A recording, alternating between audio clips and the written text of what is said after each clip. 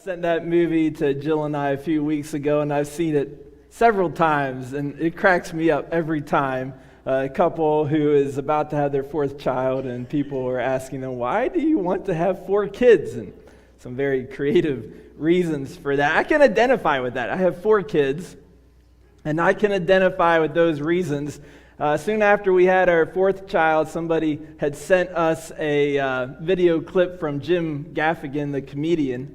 And he said, do you want to know what it's like to have 4 kids, to go from 3 to 4? He said, imagine that you're drowning and somebody hands you a baby. It's pretty accurate. I can remember the first time when for our first child, Jill was pregnant, and we were coming up in the last couple months, and people kept coming up to me and saying, enjoy your sleep now. And I kept thinking in my head, I thought, yeah, I know, I won't get as much sleep. I did not know. I had no idea what it would take to raise a child. Nothing can prepare you for the self-sacrifice and the amount of service that you have to do when you become a parent. Nothing.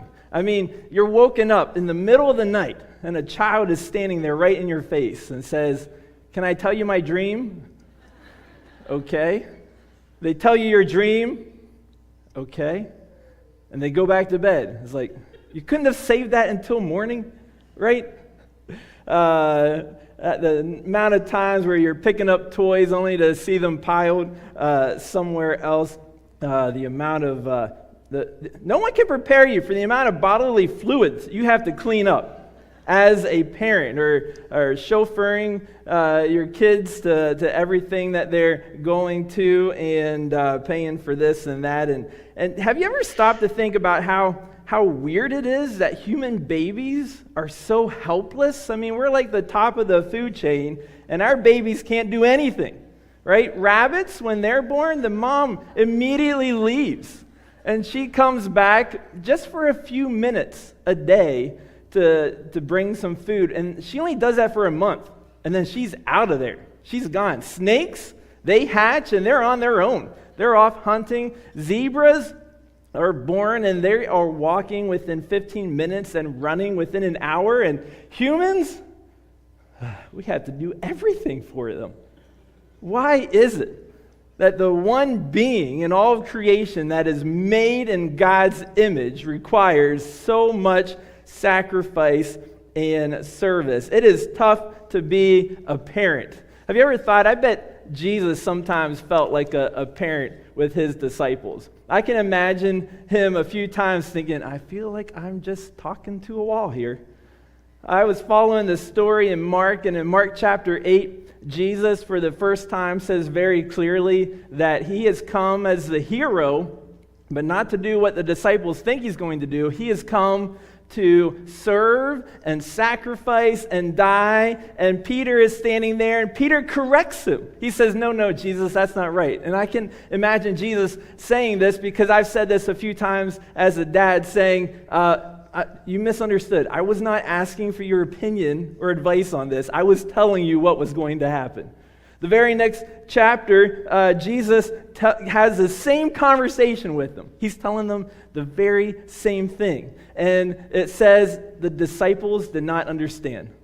And I can just imagine them standing there as Jesus is talking, and he's pouring his heart out to them. And they're just standing there with a blank face. And then Thomas probably says, can we stop at McDonald's for dinner soon? Right?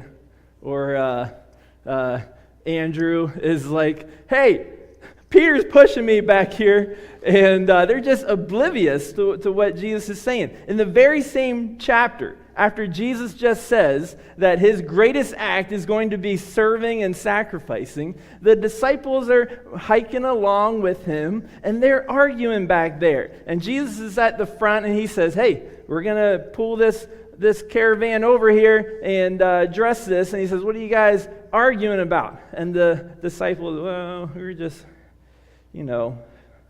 he thought he was greater. I thought I was greater. And Jesus says, all right, let me try to explain this to you. If you want to be great in our family, the greatest person is the one who serves the most. And he calls a little child over and says, the way that you treat this child, we had a lot of people taking care of kids this past week. The way that you treat this child, serve them, care for them, receive them, you do that for me. You got it? And yeah, sure. The very next chapter, some children are coming to Jesus, and the disciples are like, get away from him. Get away. He's too important. He's too great for you. And I can just imagine Jesus saying, I feel like I'm talking to a wall here. He says it for the third time. The third time in 3 chapters, he says, I've come to sacrifice and serve and die. And the immediately following next event is James and John come wandering up to him, and they're like, hey, we would like you to do whatever we ask. All right, have there been any parents in here who have had a child come up to them and said, we would like you to do whatever we ask? And Jesus says, what are you asking? And they say, can we be the greatest in your kingdom? Oh, poor Jesus. I feel his pain. Mark chapter 10, verse 44 and 45, Jesus answers them. He says, whoever would be great among you must be your servant. For even the Son of Man came not to be served, but to serve, and to give his life as a ransom for many. Jesus says, whoever wants to be great, whoever wants to have the most success in life must be a servant. And I think it was just as weird for them to hear that as sometimes it is for us today in the rat race of life and always trying to get ahead and seeing how we can get to the next position and become more successful in life. And Jesus says the way you want to do that is by serving. And he gives himself as an example. Even me, the Son of Man, did not come to be served, but to serve and to give my life as a ransom for many. Today we're talking about the secret of success. Whether in parenting, as a dad or a mom, whether in our workplace, wherever we are, the secret of success, and the secret of success is serving others. Let's turn to John chapter 12. This is just a few days later.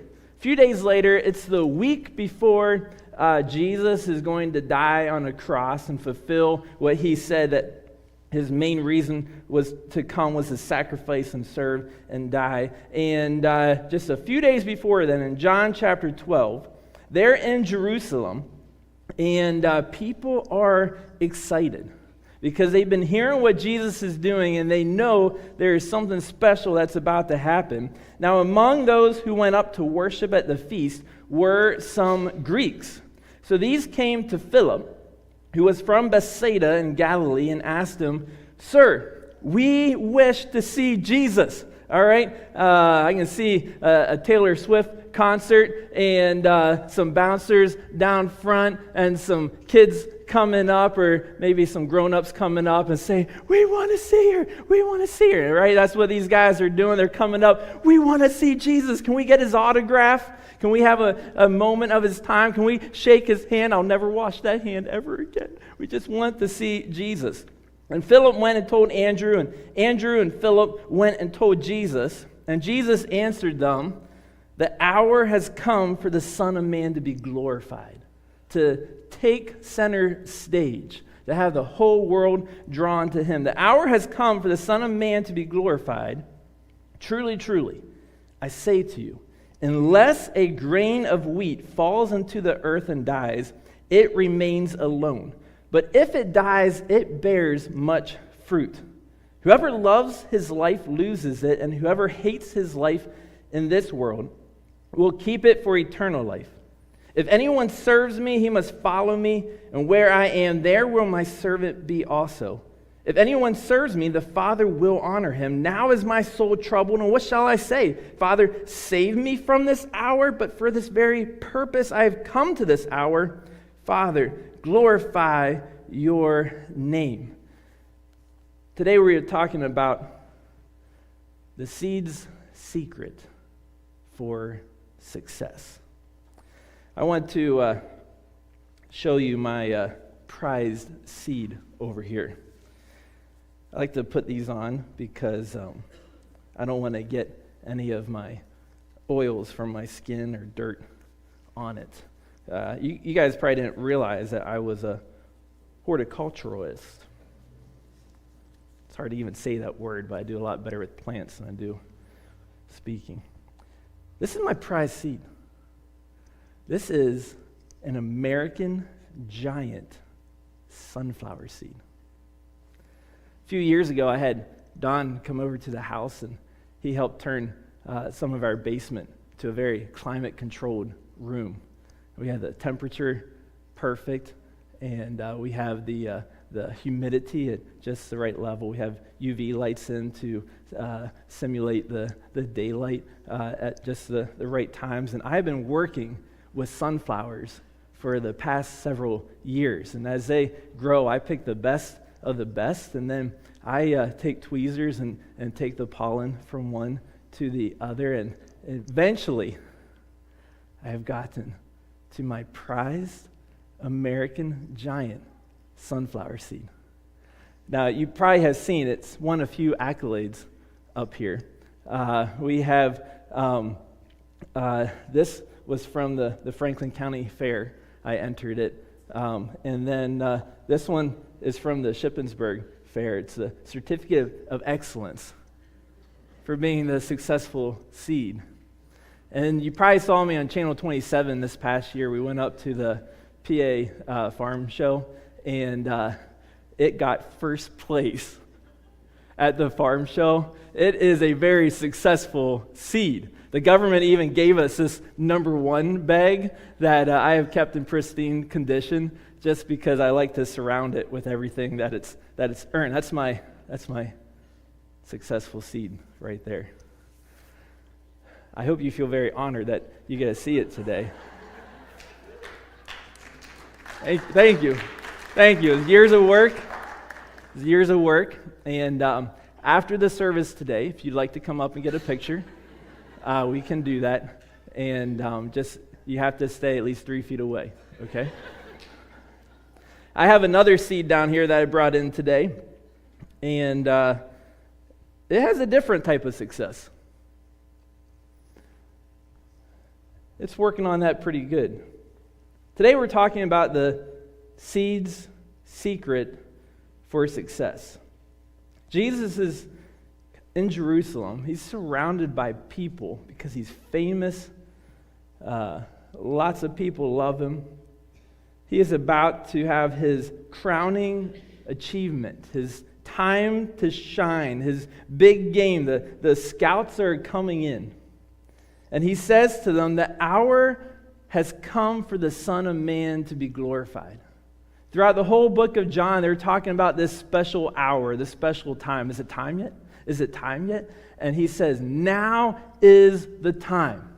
This is what we have been working for. This is when I take center stage and have my moment of glory. And the question for us today is, what hour is he talking about? What hour is he talking about when he says, this is my hour of glory? You get some clues in this passage. For example, he says, now is my soul troubled.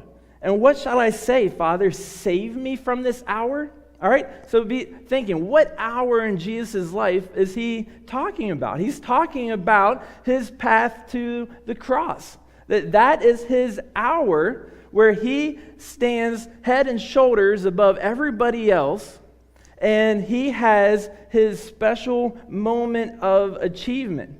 And he says to them, let me tell you, all right, you want to be successful, you want to be great, you want to be a good dad, you want to be a good mom, you want to be awesome at your job. Let me tell you the seed's secret for success. Go ahead and put it up here. And he says, truly, truly, I say to you, the seed secret for success, unless a grain of wheat falls into the earth and dies, it remains alone. But if it dies, it bears much fruit. The seed secret for success is service and self-sacrifice. What's success to you?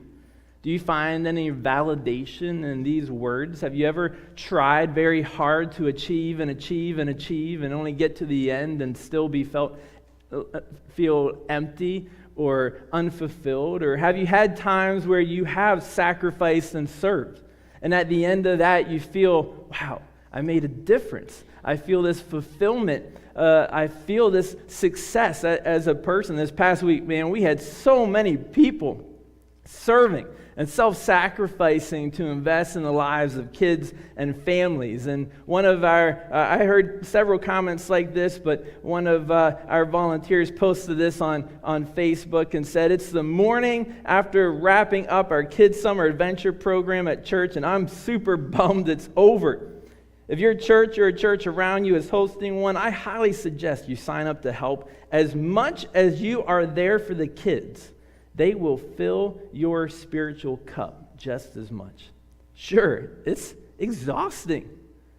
Parenting is exhausting, but the exhaustion is temporary. The memories are a lifetime for you and for them. Serving, pouring out ourselves for others, it's a very ironic thing that is the thing that builds us up the most. A couple days later, Jesus is having his Last Supper with his disciples. And here's what it says. During supper, when the devil had already put it into the heart of Judas Iscariot, Simon's son, to betray him, Jesus, knowing that the Father had given all things into his hands, and that he had come from God and was going back to God, rose from supper. He laid aside his outer garments and, taking a towel, tied it around his waist. Then he poured water into a basin and began to wash the disciples' feet and to wipe them with the towel that was wrapped around him. It is the night before he died. It is less than 24 hours before Jesus will be on the cross. And if I was coming up to that big event in my life, I would be having my music in my earbuds, and I would be off in a corner with some alone time, preparing my mind, getting focused, thinking about what I had to do. But less than 24 hours, what do we see Jesus doing? They are having supper, and he rises to wash his disciples' feet. Now, you're probably familiar, if you've heard this story before, you know that at this time, as people are walking constantly through the dusty streets where animals drop manure and all that dust and dirt and manure gets on their feet, and when they come into the house, the lowest person in the house is supposed to serve everybody else and wash everybody's feet. And that's supposed to happen before supper. But here they are at supper, and nobody has done it yet. I don't think that people thought they were better than Jesus. I just think the disciples thought they were better than each other. And so everybody is waiting. Who's gonna be the one who's going to admit they're the lowest person in the room? Who's going to serve? And they're waiting and waiting. And I believe Jesus is waiting because he wants to make a very special point to them. And they sit down, and they're even beginning the supper, and still nobody has done it. And so Jesus gets up, and what does it say? What does it say? Jesus, knowing that the Father had given all things into his hands. Jesus, knowing that he was the greatest in the room, that he had everything. He's the one who gets up, wraps a towel around him, gets the water, and begins washing the mud and the manure from his disciples' feet. Dads, have you ever had times where you had to wash the mud and manure off your kids? I remember we went from one kid to 3 kids really fast because of the way Levi's adoption story went and Corbin's birth went. And for a very brief time, we had 3 kids in diapers. That was a lot of cleaning up. At that time, we were in a prepper stage of life, and so we had chickens and other things. And I was out cleaning the chicken coop and getting rid of all their feces. And I just thought to myself, my whole life is just this. My second thought was, eggs are really cheap in the store.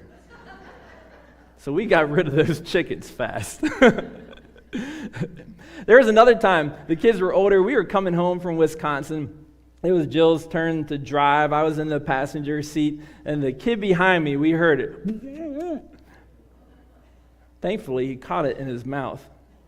But at that moment, I look back, I see what's going on, I turn back, I'm frantically trying to find a bag or something that I can get back there soon, and then all of a sudden the second one came. And it was like Mount Vesuvius, man. Both of those just went everywhere. All right, I knew it happened because I was looking forward and it hit the back of my glasses. Poor Jill, though, she had it worse because at that moment she had turned around and her mouth was open. This was after our kids were out of diapers, and so we were thoroughly unprepared, had no wipes. We stopped at a gas station. I mean, it's just everywhere. Sometimes in life, as a dad, as a mom, you just feel like you are constantly cleaning up after your kids. Why would God create a world where parents have to serve their kids so much? Why would he create a world where for seeds to be successful, they have to be buried in the dirt and the manure fertilizer, and then they have to break open as the roots go out and the stem goes up. And when you get to that point, nobody is thinking about that seed. Nobody thinks about that seed anymore. They just see what is coming out of it. Oh, you're so-and-so's parent. I don't know your name, right? Nobody is thinking about that, but yet God created a world like that because the way he created this world is after his own heart. He didn't just create this willy-nilly or put in these random rules like, I think it would be fun if they have to serve each other. He didn't do that. He created it based on his nature. I'm convinced that God does not choose to serve anybody. He's never in heaven thinking, am I going to choose to serve them today? It's just his nature, it's who he is. And so he just serves. He just naturally puts it in the plan that he's going to step down into earth, get in all the grime and the dirt and sacrifice and serve and wash feet and die on the cross because it's his nature, and he creates this world this way. And so humans who are made in his image, one of the most special foundational relationships there are, it's built in there that parents serve their children. Karen Jensen once said that you can count the seeds in an apple, but you can't count the apples in the seed. You never know how many lives you will influence when you follow the seed's secret to success and you sacrifice and serve, and that's what brings out the fruit. Even psychologists have found that this is the way the world works. Erik Erikson has those 8 stages of development, and at each stage in your life you have this crisis that you come to, and depending how you interact with that crisis depends on how your development goes. And in starting 30s, 40s particularly, and going onwards is the 7th stage, and the conflict is whether or not you will make your mark on this world. Whether you will experience generativity and be able to generate something that outlasts you, or whether you will experience stagnation and find that you're struggling with that meaningfulness in life. And what he says comes out of that. All right, if you can experience that leaving your mark, and whether in your family particularly, or in your workplace, or in your community, if you can experience leaving that mark, it is done by caring, by serving, by sacrificing for those around you. That the fruit of how you invest in other people is going to outlast. I think we saw that this past week at Kids Summer Adventure. Probably if you think about the top 3 to 5 people who have influenced you in your life, if I asked you just to name them right now, it's probably people who have served, sacrificed their time, their resources to invest in you. I'm always amazed when I've asked people that. The first 2 people almost every person has mentioned are mom and dad, right? Even in situations where I don't think those parents would look at themselves and say, I did a stellar job as a parent. Even in those situations, because of how they served and sacrificed and had that consistent love, the kids still say, the 2 people who have influenced me the most, made me who I am today, are mom and dad. In Philippians chapter 4, Paul he's in jail because he was serving and sacrificing others. And he writes to the Philippians, and he says, you guys are my joy and my crown. You're my crowning achievement. My life has purpose because I was able to serve and care for you. And you are the fruit of my labors. Let's see the secret for success. Here's a couple tips I'd like to share with you as you endeavor to serve others. One tip, as a parent, serving your children does not mean pandering your children. Sometimes when we think about following Jesus' example in serving, we think we're constantly the ones serving. But true service is constantly serving, but it's also teaching them that they should be serving too. It's not just doing everything that they want. Even Jesus said that. After Jesus washed his disciples' feet, he put on his outer garments and resumed his place, and he said to them, do you understand what I've done to you? You call me teacher and Lord, and you are right, for so I am. If I then, your Lord and teacher, have washed your feet, you also ought to wash one another's feet. For I have given you an example that you should also do just as I have done for you. As parents, I want to encourage you as you serve your kids to also be teaching them to serve you and to serve their siblings and to serve the world around them. This is seen by people who have done studies and research. They have found that when kids engage in service learning, that they have increased self-esteem, they have increased career knowledge, increased social responsibility, and academic performance. There's links between teaching a kid to serve others and their own moral development. Because to have good morals, you have to be thinking about others. What would they like? What are their perspectives in this situation? And when we teach kids to serve, they learn to develop those skills to be thinking about others. Second tip, especially as a parent, is I want you to know that it's okay to ask and accept help. Sometimes as parents, we think we have to do it all our own and have to prove ourselves, but it is tough work.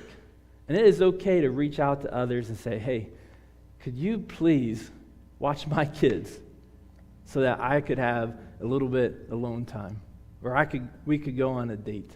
And I'm going to encourage you this week. One of the best Father's Day gifts that I ever get is when my parents say, hey, for Father's Day, we're going to watch your kids and treat you and Jill on a date. That is an awesome time. And that's a great way to be reaching out to others. That ties into the third tip, that rest and recuperation are key. Even Jesus, when he was serving, kept finding times where he would get alone and be able to rest and recuperate. Band, you guys can come on up. Today is all about serving. We see that a lot in parenting, but it's supposed to be a part of all of our lives, whether we have kids or not. There's a prayer in Psalm 72:16. I'm going to read it, and I'd like you to think about, it's going to talk about fruit, and we talked about a grain seed. Jesus mentioned a grain seed. It's going to talk about the wheat coming up. It's a prayer for God's blessing, that there would be fruit around us. I want you to think about that prayer. Think about praying that prayer in the context of being a seed and knowing the seed's secret for success. That unless it falls to the earth and dies, it remains alone. But if it does do that, it bears much fruit. The prayer is, may there be an abundance of grain in the land. And on the tops of the mountains, may that grain wave. May its fruit be like Lebanon, and may people blossom in the cities like the grass of the field. Jesus, we ask that you would fill this church and this community with wheat and fruit and people blossoming. And Jesus, we ask that you would do that, knowing that the path to that success is our own service and self-sacrifice, our own willingness to fall to the earth and die. Jesus, I'm encouraged that in the Garden of Eden, or the Garden of Gethsemane, facing the cross, you said, God, if there's another way, please do it that way, yet not what I want, but what you want. And when we come to those moments in the middle of the night when our kid wakes us up, or when we're out in public and some explosion happens, or something happens where we have to choose, am I going to serve or not? That I want to thank you that that's not always has to be what we want to do, but it's the choice that counts. And I pray that you would help us when we get to those times to choose to serve, and that we would see the fruit of that sacrifice. We thank you, Father, for your service to us. Jesus, thank you. Thank you for coming to earth and dying for us. In your name, amen.